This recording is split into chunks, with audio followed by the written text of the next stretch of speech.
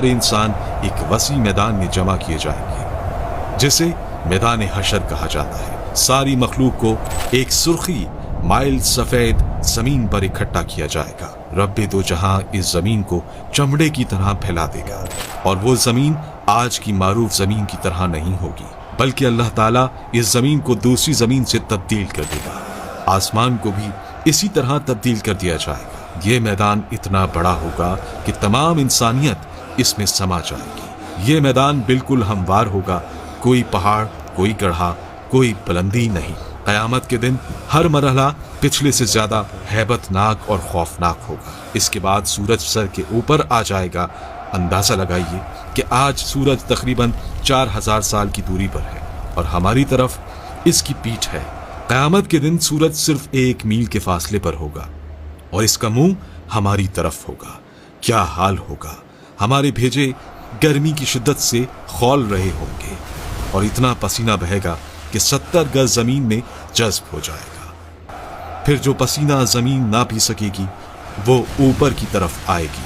वो पसीना किसी के टखनों तक होगा तो किसी के घुटनों तक पहुंच जाएगा। कोई कमर तक इसमें गर्क होगा तो कोई सीने तक इसमें तैर रहा होगा।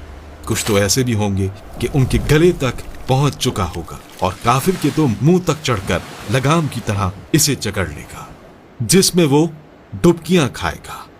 ये सब कुछ डिपेंड करेगा हमारे अमाल पर।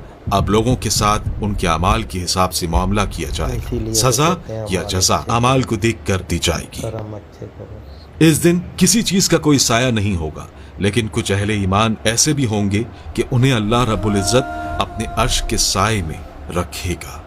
इस गर्मी की हालत में प्यास की क्या कैफियत होगी।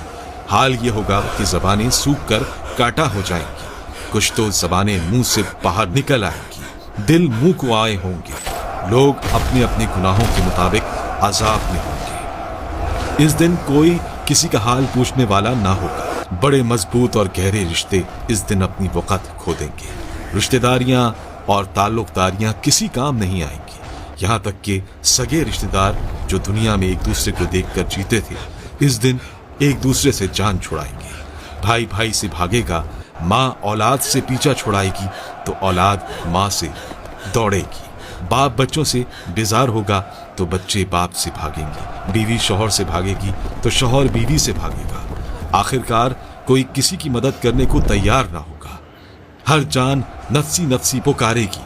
हर शख्स सिर्फ अपनी ही फिक्र में होगा, किसी दूसरे से इसे कोई सरोकार ना होगा। ये मुसीबतें चल ही रही होंगी कि जहन्नुम को लाया जाएगा।